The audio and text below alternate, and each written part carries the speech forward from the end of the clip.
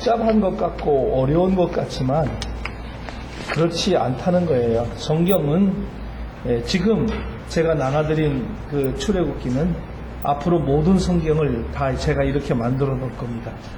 그러면 66장만 있으면 성경물 전체를 한눈으로 다 들어오죠.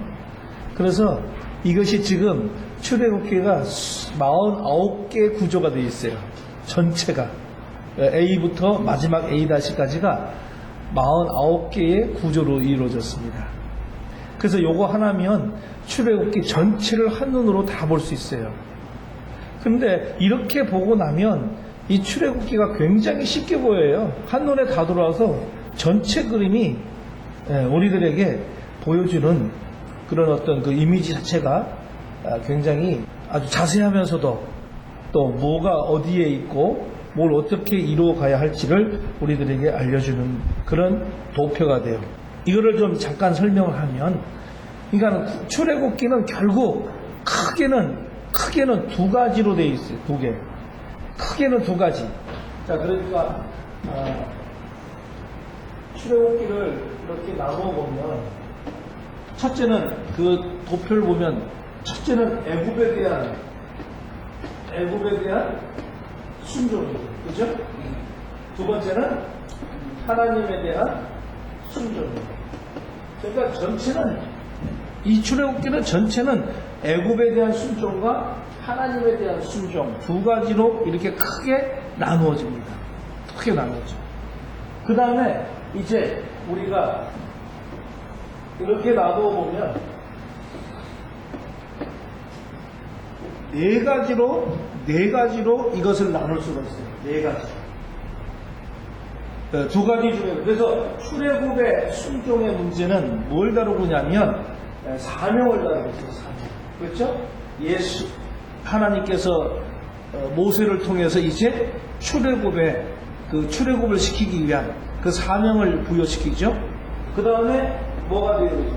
그 다음에 출애굽이 이루어지죠. 두 개가. 그러면 이제 그 사명, 그 다음에 또 세 번째는 언약의 문제를 다루고 있고요. 그 다음에 성막의 문제를 다루고 있어요.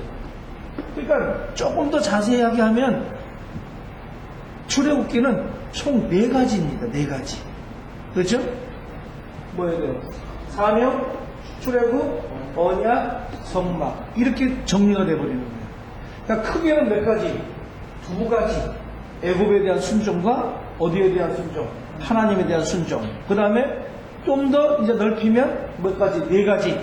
사명받고 출애굽시키고 하나님의 언약이 들어오고 그 다음에 뭐예요? 돼요? 성막이 만들어지는 거. 출애굽이 다예요. 그잖아요. 그러면 좀 더 이제 우리가 나누면 이 사명에서 두 가지로 나눌 수 있어요. 사명에서 두 가지. 이스라엘의 고난이 이야기가 있고, 그 다음에 사명에 대한 모세의 뭐에 대요? 여호와께서 모세에게 명령을 합니다. 그래서 사명이 이루어지는 거예요. 그 다음에 요 출애굽에는 아주 대표적인 게 뭐가 있죠? 출애굽에는 10가지 재앙. 네. 10가지 재앙. 그 다음에 대표적인 게 뭐예요? 돼요? 그 다음에 6월절을 향하는 거예요. 6월절 향하는 거. 그 다음에 언약에는 뭐가 있어요? 언약에는 사막의 기적. 그렇죠? 사막의 기적이 있고, 그 다음에 또 뭐가 있습니까? 규정과 언약이 있죠. 그죠? 그래서 여기서 십계명이 나오는 거죠. 그래서 대표적인 게 언약이 되는 거고. 그 다음에 성막에 들어가서는 뭐가 나와요? 성막에 들어가서는 이제 이스라엘이 1차 좀 배반을 하고, 민족 배반. 민족의 배반을 하다가 하나님의 성막을 성막에 대한 건축 문제. 그렇죠? 성막 건축을 하도록 해요. 그러니까 이렇게 보면은 총 2개로 나눠지고 4개로 나누어지면서 우리는 또 이 안에서 2가지씩 그 요약 정리를 해서 보게 되면 이게 출애굽의 전체 문제를 우리가 다루죠. 출애굽기 전체 구조를 우리가 들여다볼 수 있다. 라고 합니다. 근데 여러분 오른쪽에 왼쪽에 가만히 보면 제가 또 빨간 선으로 이렇게 쭉 그어놨죠. 그 빨간 선을 그은 건 뭐냐면 7개 구조를 나눕니다. 총 몇 개냐면 총 49개의 구조가 있잖아요. 그렇죠? 이 49개를 7개씩 묶어서 7구조로 그거를 만들어 놓은 거예요. 7구조. 그래서 7개씩 7구조. 77이 49.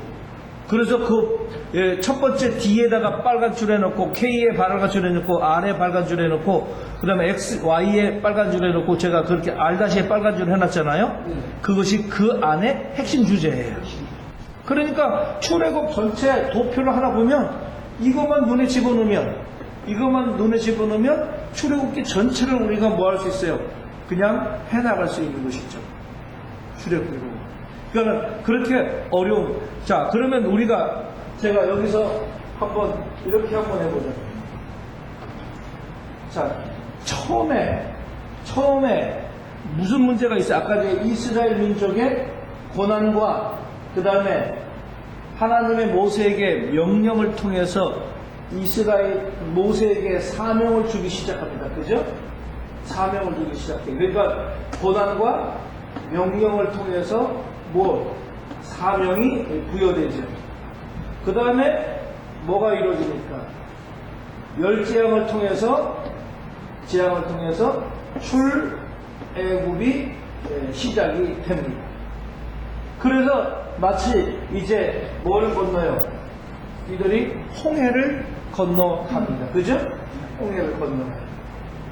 홍해를 건너가면서 이 홍해를 건너가가지고 이제 쭉 진행되어지면서 이제 뭐냐면 시내산까지 도착되어지는 시내산까지 도착되어지는 여정이 일어나게 되죠. 그래서 여기에는 이 시내산 올 때까지가 여기가 19장 1절입니다. 1절 부분이에요. 그래서 시내산 올 때까지 크게 나타나는 게 특징적인 것이 있어요. 세 분의 하나님이 나타납니다. 여기서 오면서 홍해 건너오면서 여기는 이제 홍해죠. 그러면 여기서 나타나는 크게 세 가지 겟이 뭐가 나타나죠? 그 도표로 보세요. 지금 어디까지 지금 와 있어요? 어디까지 왔어요 지금? 출애굽 넘어서 지금 홍해 넘어가지고 지금 내려오면 그 도표로 보면 굉장히 지금 다음 넘어서 세 번째 단계로 지금 넘어가는 그죠? 그러면은 출애굽기에 가장 중요한 것은 여기서 우리가 출애굽기에 보면은 5장 23절 15장 23절 15장 23절이 뭡니까? 예, 마라 사건이에요. 여기가 마라 사건. 마라 사건에서 쓴물을 뭔물로? 단물로 만드는 하나님의 마라 사건이 나와요. 그러니까 이것은 지금 뭔 이야기를 싣고는 거예요?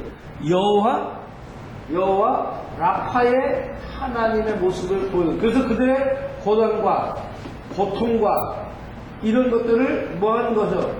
치료해 주시는 하나님이 나오게 되는 거예요. 라파의 하나님이. 그 다음에 출애굽기 15장 27절에 가면 무슨 문제가 나옵니까? 27절에 가면 엘림 문제가 나오죠. 엘림.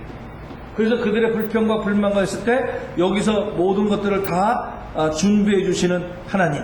그렇죠? 그래서 여호와 이레의 하나님의 모습을 볼 수 있어요. 그렇죠? 물도 많이 있고 그 다음에 뭐예요? 나무도 많고 그래가지고 풍성한. 그래서 여기서 뭐예요? 풍성을 뜻하는 풍성을 뜻하는 거. 여호와 이레. 그래서 우리는 준비되어진 하나님의 모습을 우리는 본다. 그래서 여호와 이레가 준비되었다. 그런데 우리가 이제 이 여호와 이레라는 말 자체는 우리는 이때까지 준비라고만 우리는 공부해 왔잖아요. 여호와 이레 안에는 무슨 뜻이 있냐면 보고 계시는, 보고 계신다. 보고 계신. 이 의미가 준비라는 의미가 있고 이 안에 보고 계신 하나님의 의미가 있어요. 여호와 이레라는 말은. 두 가지. 그래서 자 아브라함 창세기로 올라가서 아브라함의 문제를 보세요. 아브라함이 하나님께서 명령을 내렸습니다. 이삭을 모리아 산에 가서 제물로 드려라. 그러면서 제물로 드려서 자기 이삭을 죽이려고 하는 그 순간에 하나님께서 멈추게 하시고 뭘 준비해 놨다는 거예요? 양을 준비했다. 근데 그 과정을 보세요. 그러면 그 아브라함이 순종하면서 하나님의 명령을 순종하는지 안 하는지를 하나님은 지금 뭐하고 계신다는 거예요? 보고 계신다는 거지. 예, 보고 계시는 그 하나님. 그러고 나서 뭐가 되는 거예요? 그의 순종에 따라서 준비해 주시는 것이지. 그러니까 여호와 우리 이때까지 배우기는 여호와 이레 이 축복의 관점에서만 자꾸 생각하니까 준비라고 하는 이 단어 의미 하나만 가지고 있는데 원래 의미 속에서 뭐가 더 있다는 거 보고 계신다는 거. 그래서 뭐해야 돼요? 준비를 하고 계신다는 거. 준비해 주신다는 거죠. 그러니까 우리가 지금 하고 있는 사역을 지금 하나하나를 하나님께서 뭐 하고 계신다는 거 보고 계신다는 거예요. 그러면서 뭐 하는 거예요? 준비해 주시는 역사가 일어나는 거예요. 이것이 여호와 이레라는 거예요. 우리가 잘못 생각하니까 자꾸 뭐 다 준비, 어디 가도 뭐 여호와 이레, 뭐 준비되어 있으니까 그 의미가 자체가 우리는 잘못 생각하고 있다는 거죠. 다시 한번. 세 번째 사건이 뭐예요? 이렇게 크게 오늘 세 번째 사건이 뭐죠? 아말렉 전쟁. 네? 아말렉 전쟁의 모습이 여기서 나와요. 그래서 뭐예요? 돼요? 여호와 니시의 하나님, 승리의 하나님의 모습을 볼 수 있어요. 그러니까 19장 1절까지 오는 데는 이런 과정을 거쳐서 지금 이런 큰 사건이 세 분의 하나님께서 나타나시면서 이 이스라엘 민족을 여기서 몇 개월 동안 2개월 동안 계속해서 지금 어디로 19장 1절까지 오게 하신다는 거예요. 그래서 시내산 입구에 이제 오게 되는 거예요. 그래서 시내산 입구에 와서 여호와께서 누구에게 모세보로 이제 여기를 어떻게 시내산으로 올라오라고 얘기하죠. 그러면서 뭐라고 얘기합니까? 너네들이 여기서부터 시작해서 어떻게 여기까지 왔는지를 네가 뒤를 돌아봐. 그래서 보게 만드시지. 그래서 내가 때로는 독수리 날개로 너를 품고 너를 등에 업어서 내가 여기까지 너네들을 인도하여 왔다. 그럴 때는 앞으로 뭐 해야 돼요? 너희가 내 말을 믿고 내 말을 듣고 순종하여 그대로 따르면 내가 너희를 뭘 만들어 주겠다고? 제사장 나라를 만들어 주겠다. 그래서 가장 이제 여기서 시내산 뭐야 돼요? 언약이라는 것을 우리들에게 주게 되는지 언약. 그래서 요 시내산에서 가장 이 언약이 지워지는 이유는 뭐냐? 이제 여기까지 올 때는 아주 이제는 부족 국가로 왔어요. 부족 국가. 오합지졸이잖아요. 근데 하나님께서 언약을 줌으로 인해서 뭘 만드냐면 민족국가로 형성을 시키는 거예요. 이 시내산 사건이. 그래서 시내산 사건에서는 11개월 동안 있으면서 이 언약을 통하여 이 사람들이 부족국가로 있었던 이스라엘 민족을 무슨 국가로? 이제 조직이 만들어지는 민족국가로 만들어줘야 됩니다. 왜 민족국가로 만들어야 됩니까? 앞으로 가나안 땅까지 가려면 험난한 일이 있고 또 가나안 땅 가서도 뭐 해야 돼요? 그들과 그 땅을 차지하려면 그들과 또 전쟁도 해야 되기 때문에 그냥 오합지졸로 가가지고는 될 수가 없는 노릇이기 때문에 그래서 이 언약, 이 시내산에서 민족국가로 형성하면서 가장 중요한 이제 한 가지 이 출애굽의 핵심 메시지를 던지죠. 뭔 메시지가 나옵니까 여기서?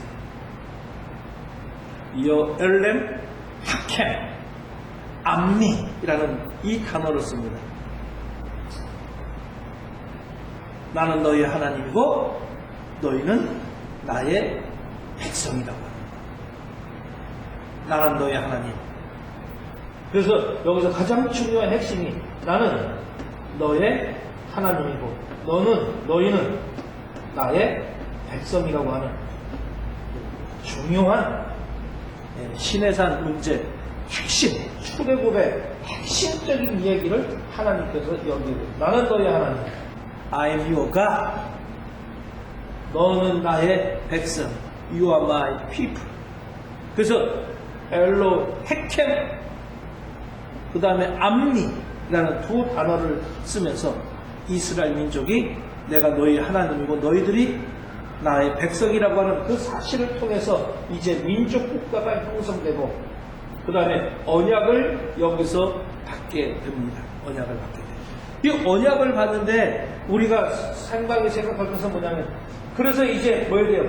출애굽기 20장에 가면 언약은 10계명을 통해서 언약이 이루어지는 것을 우리가 알 수 있는데 그래서 우리 목회자들은 이 언약 하면은 이 언약이 한 가지인 줄 알아요. 10계명으로. 아니에요.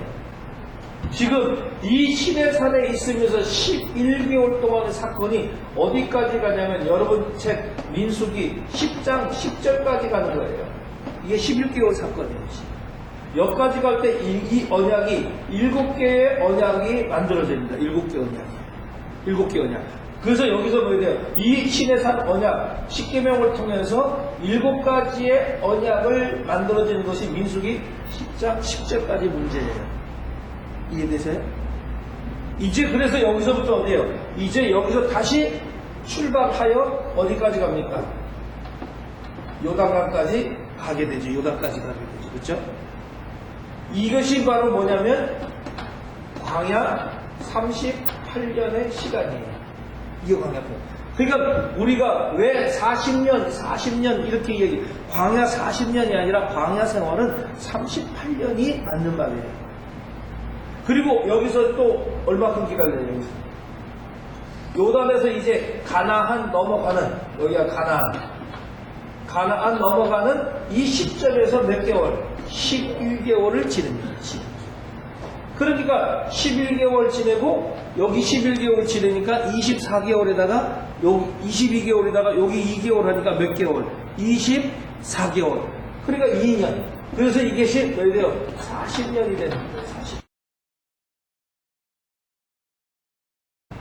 이 구성을 아셔야 돼요. 그렇죠? 그래서 우리가 오늘 배우려고 하는 그 이적에 대한 문제들은 뭐 문제를 이야기하고자 하냐면 그래서 이제 여기서 뭐야 돼요? 여기서 갈보리산 이적을 배우는 목적이 지금 뭐냐면 출애굽에서부터 시작한 이 시내산에 있는 이 시내산에 올라서 뭘 봐야 되는 거예요 지금? 갈보리산 언덕의 십자가를 보는 것이 지금 우리가 이적을 배우는 목적이죠. 그래서 이적에는 뭐야 돼요? 결국 이적이라고 하는 이 요한복음에 나타나는 이 표적 사건은 예수 그리스도가 누구냐라고 하는 것. 예수 그리스도는 하나님의 시요 하나님의 아들인데 그게 뭐야 돼요? 그의 십자가 사건과 뭐예요? 부활의 사건을 우리가 더욱더 조명해줘서 그가 하나님의 아들이라고 하는 이 사실 자체를 우리들에게 보여주는 그런 것이 이적 그 안에 기사와 표적과 그런 것들을 우리들에게 지금 공부되어지는 거죠. 그래서 시내산에서 어디 갈보리산에 예수 그리스도를 이 시내산에서 우리는 볼 수 있는 그런 눈이 길러야 된다. 그러게 하기 위해서는 어떻게 돼요? 이 출애굽의 모든 장정을 우리가 이해함으로 인하여 그 이어지는 그 사건 자체가 바로 뭐야 돼요? 예수 그리스도를 보는데 부족함이 없는 그런 시야의 눈이 벌어지는 것이죠. 이것이 키아즘의 통전, 통합, 통섭이라고 하는 거예요. 성경을 보는 거예요. 그래서 이 사건은 지금 뭐야 돼요? 따지면 우리가 구속사적으로 이야기하면 지금 이 모든 문제는 여기서부터 지금 홍해를 건너고 여기까지 가는 이 구원의 서정이에요. 그죠? 구원의 서정이에요. 출애굽을 통한 구원의 서정을 보면서 이제 예수 그리스도를 하나님을 만나게 된 그런 사람들. 그래서 이제 하나님을 만나서 뭐예요? 이제 구원받은 사람으로서의 그 삶을 살아가는 거예요. 그래서 뭐 이제 신의 산에서 뭘 보아야 된다? 신약의 예수 그리스도의 갈보리 산에 신약의 갈보리 예수 그리스도를 봐야 된다. 그리고 갈보리 산에서도 뭘 볼 줄 알아야 돼요? 신의 산을 볼 줄 아는 그런 눈이 우리들에게 있어야 된다. 라고 하는 것을 보여주는 것이죠. 자, 그래서 우리가 출애굽에 대한 문제를 지금 이야기했죠. 그래서 성막이 이제 가나안 땅까지 가게 되는 그런 어떤 문제가 야기되는 것이죠. 이게 출애굽에 대한 모든 사항의 내용들이죠. 그래서 이 도표하고 이런 내용들하고 가만히 잘 제가 연결해주면 이 네 가지 것을 설명하면서 전체를 제가 지금 시작까지 볼 수 있는 눈을 열어드렸어요. 이것이 우리가 뭐야 돼요? 출애굽기 전체를 바라보는 눈이에요.